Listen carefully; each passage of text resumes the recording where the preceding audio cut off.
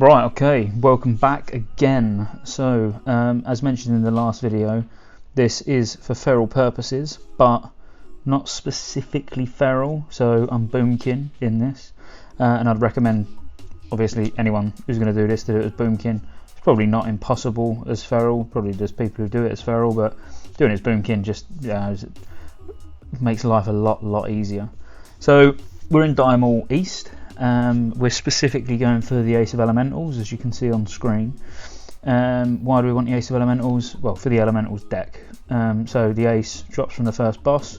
So it also drops from Lord Incendius, I believe it is, in Blackrock Depths.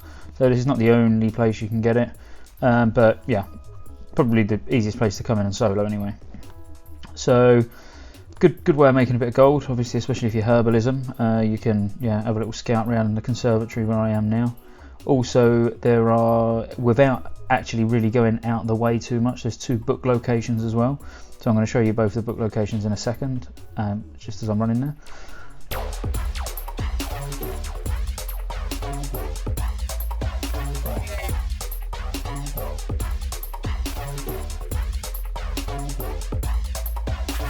So here's the first book location. Obviously it's not here, as you can see. I'm going to show you both book locations, and we weren't a book in either, which when I was recording this was a little bit frustrating.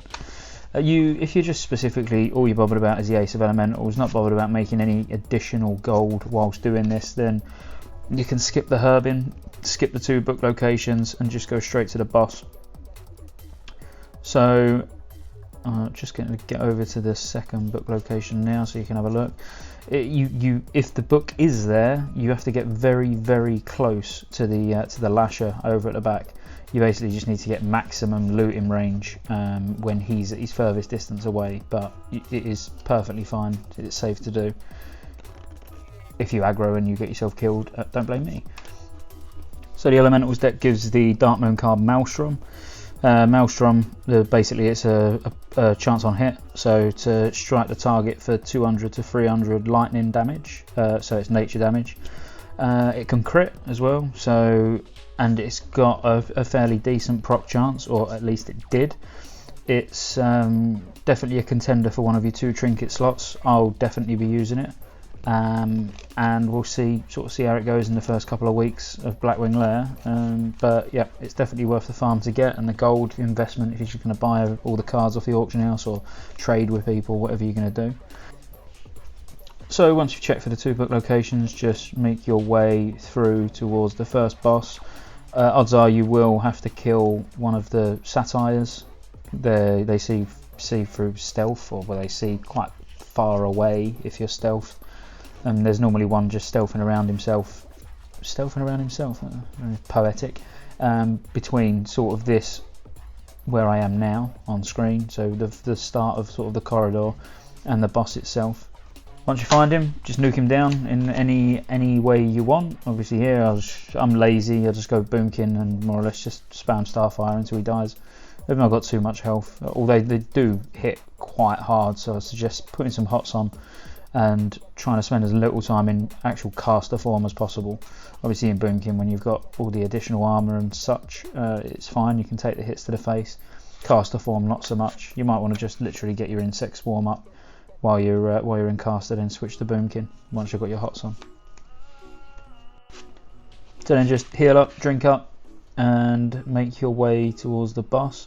So the boss is all just a longevity game, if you like. It's really not difficult. You can do it without getting hit once. Just clever sort of line of sighting and pathing, making the boss path backwards and forwards. I'm also going to include in the video killing the second boss in exactly the same manner. Again, if you want the gold, then by all means do it. Me personally, I only killed the second boss once, just to show you, that you can do it the same way as the first boss. But it's an extra item. If you're enchanting, then more DE and mats. Or if you're just after gold vendoring, then it's definitely something you can do. Probably adds another, let's say, 6 or 7 minutes onto the run to kill the boss. But yeah, as I say, I'll just leave that running at the end with some music on for you. So when you get to the boss, Make sure it's when he's walking away that you actually get into position. So you'll see the position where I get to, but it's basically those candles on the right hand side, just behind those, or on top of them, whatever you want. But these candles, and what you basically want to do is force the boss to run around the right hand side, as if it's going to run around the opposite side to where the pool of water is, around that pillar. So you're almost trying to force him to run around there. As he runs round to that side, you jump down, cast some refs, keep Moonfire and Insect Swarm up on the boss, and just keep getting him to run backwards and forwards. You can just kill him with dots really, and you can regen some mana. If you get the opportunity, chuck some Wraths out. I wouldn't really bother with Starfires because they just take too long to cast, and odds are that'll happen. You'll end up getting the casted on because you're just not getting behind the pillar quick enough. But every time you see him cast, you want to just line of sight, stand behind there for a minute, and then move away. So you can see him just plodding backwards and forwards. Doesn't take too long to fight. Again, just trying to get some Wraths out before the cast finishes, which in that case actually paid off. The thing you've got to be really careful of is if you do get casted on, it knocks you back. Obviously there's mobs literally all around you at this moment in time, so you could get knocked back into them and essentially have to do that long run back, which you're not going to want.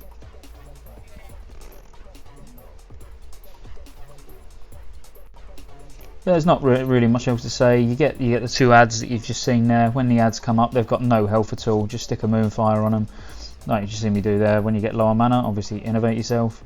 But ultimately, it's very easy. It's just jumping backwards and forwards, keeping your dots on the boss, trying to get it to walk around the right-hand side of that pillar, and then as it is just about to get round the right-hand side of the pillar, jump into the water.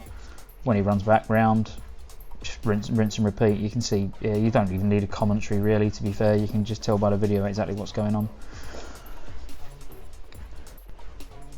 What I'd be interested in as well is if you see how to do this from this video and you start running this, let me know how many kills it took before you got the card. I'm still running it. I've probably had somewhere in the region of probably 50 or 60 kills I suppose so far, still no card. So let me know if you get lucky in the comments, just to make me feel really bad. That'd be lovely.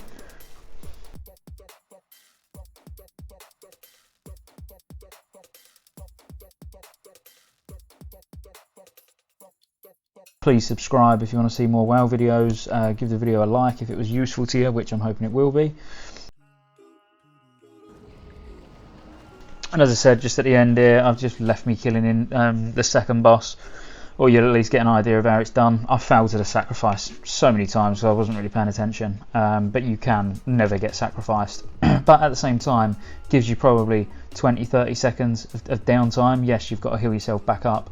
But you know, the mana regen you'll get, you can bandage yourself to save some mana, and then just get your natural mana regen, get some dots on it and jump back down. I'm not going to talk through this boss because it's not the purpose of the video. The video was purely just for farming the Ace of Elementals, and that's it really. Yeah, so enjoy the rest of the video and I will see you next week on the next one.